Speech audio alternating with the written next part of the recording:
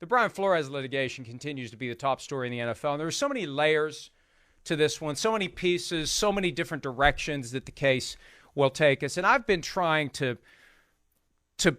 basically handle these stories in a gradual fashion. You can't dump it all at once, or a lot of it will get missed. And there are different developments that are coming up as we are processing issues that are contained in the complaint. I've got a list of stories to write just based on the complaint, and I can't get back to them because there's constantly new developments. And one of the developments from today, and this only took one day, a call for a congressional hearing.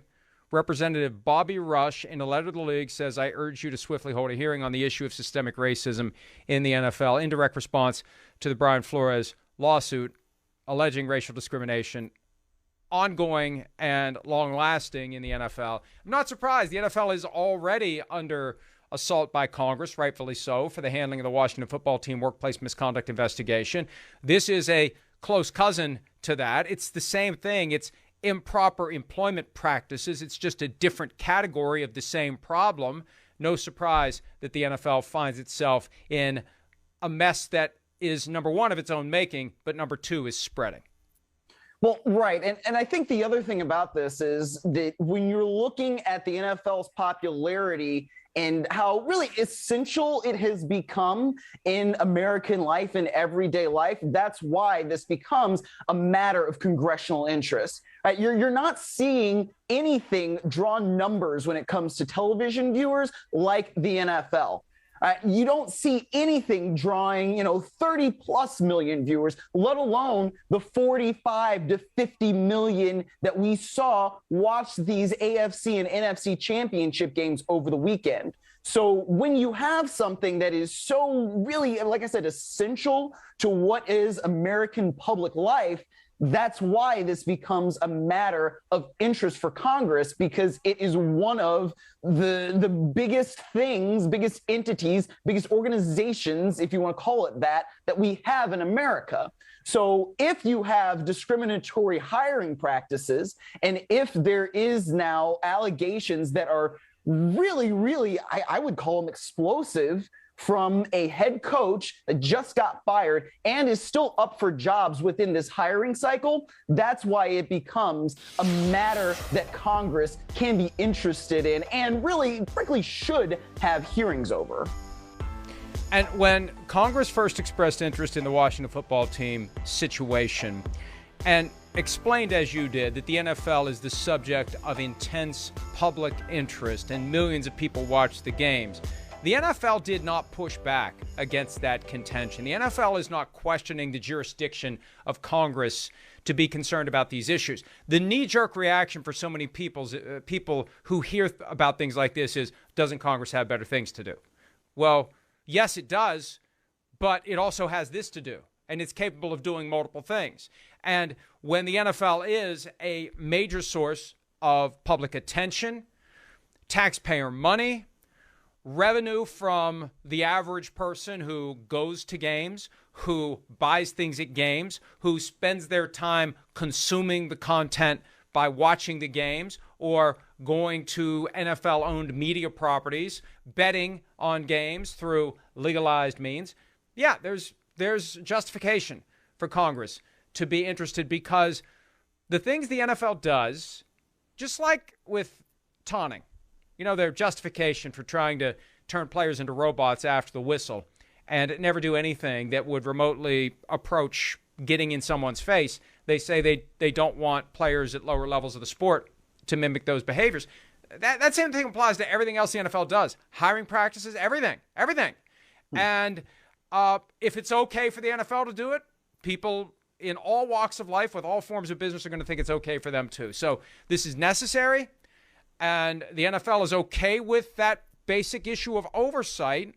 The question is whether or not there will be fights over the substantive issues. They've resisted giving the information on the Washington football team investigation, shockingly not, and they'll resist any potential responsibility for the claims that Brian Flores is making. But they won't question and shouldn't question the right of Congress to exercise its powers when it comes to at least exploring these matters and trying to find out whether there's something that needs to be rectified. Well, right. And I think it's not just about the league, though. And I feel like it's kind of important to make this distinction, even though we are talking about the NFL as a league and as an entity. But it's not really just the NFL's hiring practices. And I don't know that we can just blanket it like that, because you got to talk about the 32-member clubs, right? If we look at the upper echelon of NFL leadership, it's not like it's all just old white men.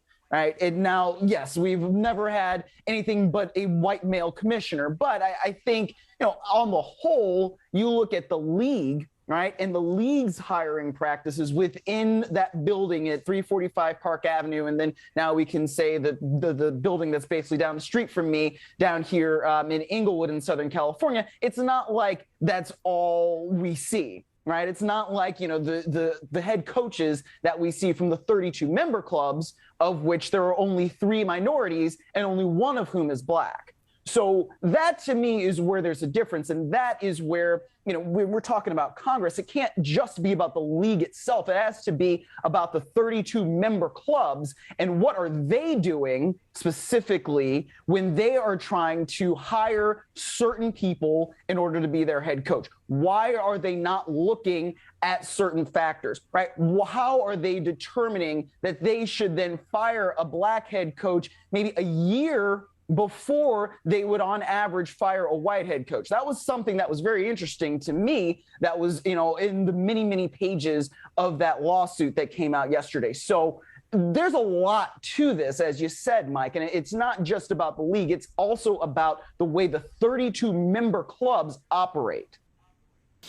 And see, that's the disconnect, because the league can only do so much right when it comes to making teams do things. The league can put guidelines and rules in place, but it can't force an NFL team to hire a certain person. I don't think you want it to get to that point where there is a mandate. A couple of years ago, there was a discussion of having draft pick incentives for hiring black coaches and general managers, and the pushback on that justifiably was you will have guys who are walking through the door wondering, am I only here because I've carried with me 2 extra third-round picks?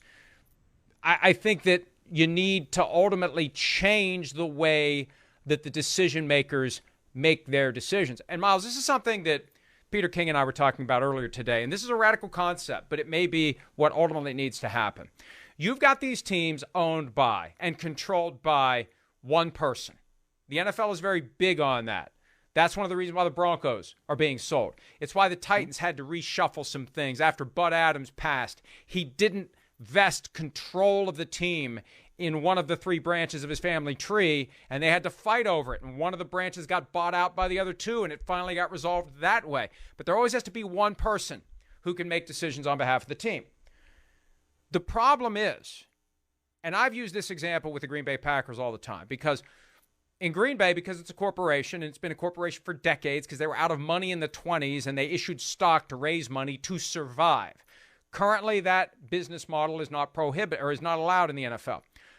But there isn't one person who can do whatever they want, however they want, whenever they want. And, maybe that's what these other teams need to be. Maybe they all need to be publicly held corporations. Maybe they need to have boards of directors that are made up of a diverse body of decision makers. Maybe there needs to be committees that provide oversight. Maybe the decision should never be vested in one person who is the emperor riding butt naked down the street on the back of a horse with all of the sycophants fawning around him or her saying, good idea, boss, instead of, thank you very much.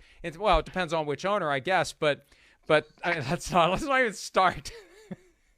I just totally pushed you off the track. You were really going there and making great points. Let's not even start. And then you decided to go there. Conjuring. And I just pushed you off the track. I'm sorry. Yeah. I'm not really that sorry, actually. Okay. We got to find the funny somewhere in this. But my point is this. Hey, you either laugh or you cry. My point is this. It can't just be one person making these decisions. It can't be the oligarch who is so accustomed to never being told no, that the concept becomes foreign. This is the 7-year-old kid who always gets what he or she wants. This is Veruca Salt. But you always get what you want, And most of the time, you don't even have to ask for it. The people around you are sufficiently in tune with the messages you're sending that they give you what you want before you even have to say it. Wouldn't that be the life? That may not be the best way to run a billion-dollar business that complies with all relevant federal, state, and local employment laws. Obviously, look at the numbers. Look at the numbers. I've been saying this all day, Myles. If I was explaining this to a jury, it's very simple. Take a coin, flip it 500 times. If it comes up heads 490 times, there's something wrong with the coin. And that's what happens when it's time for the NFL to hire minority coaches and general managers. There's clearly something wrong by virtue of the product that has been generated. Who cares about the process? The product speaks for itself. That's why this lawsuit was waiting to be filed for years. All it took was one person with the courage to basically put his career on the line to stand up on behalf of himself and everyone else who has been mistreated in the past and would continue to be mistreated in the future if someone didn't take a stand.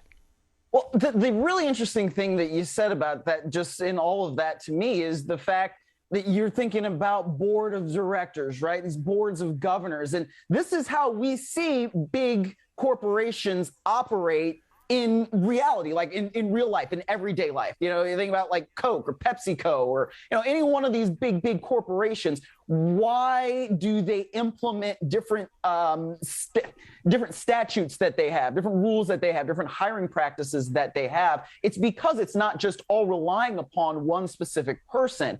That really makes a difference. And so when you're thinking about like how are these different decisions going to get made so that the hiring practices change, it really just cannot be that one person, because when you have, and like, pardon the expression, but like F you money, then you get to say, F you, I'm going to do whatever it is that I want to do, and you can't stop me. And that's why we have the situation that we have, where every single head coach, but 3 right now, are all white men, right? So if it has to be determined by a greater number of people, if decisions have to be made by a greater number of people, then you're going to get that diversity of thought in the process, right? And that's where the things are really going to get changed from the result. I mean, because no matter how many different rules you have to implement, or, you know, whether it's the Rooney Rule, where they have increased the number of minority coaches that you have to interview before you make a decision, before you actually hire one, like, it doesn't necessarily matter if somebody already has in the back of their mind, as Mike, you've said, you know, but many times during this last month and a half, whatever it's been, that, you know, probably 70 to 80% of coaches, when they get fired, the owner already has a guy in mind who they want to hire as their next head coach, right? So no matter how many interviews you do, a lot of times it's not going to change. So unless you have more people in the room that really get to help make those decisions, I don't know that the result is going to change, no matter how many different iterations we get of the Rooney Rule. Unless the process and decision-making is very substantially different, you're not going to get a different result. Oh, you're absolutely right. And all of these things, I saw Marcus Spears, a clip of him from ESPN. They played it on Morning Joe earlier today. And the mere existence of the Rooney Rule in and of itself shows you that the system is broken. And the comments from Troy Vincent, Peter King and I talked about this earlier today. Troy Vincent is going to be the star witness for Brian Flores, the executive VP of football operations, been with the NFL for nearly a decade. The things he has said on the record are jarring. And when I was practicing law, don't give me a hard time, Myles. I want people to understand. I'm not. No, I'm not. I'm not going to do that today. I'm not preemptively. Today. That was preemptive. It's good that you preempted it, but right. No. Like, this actually is a good spot where you used to be a lawyer, because it means that we can more fully understand, as not just myself, but with the entire audience, what exactly this means. So I wasn't going to do that today, but please continue with your point. You'll do it tomorrow. Probably, or definitely. My point is, when I handled cases like this, and it's different categories of protection that apply to people under state, federal, and local law, whether it's race, age, gender, national origin, religion, various other protected characteristics. Somebody who complains about a safety hazard in the workplace and then becomes the subject of potential retaliation because he or she is a troublemaker. Those are some of the best cases I ever handled when I was practicing law. But no one's ever going to admit to anything. You're never going to get anyone to admit to a single thing. They're never going to say they were influenced by it. And maybe they could pass a lie detector test. Maybe they don't even realize they're subconsciously influenced by it.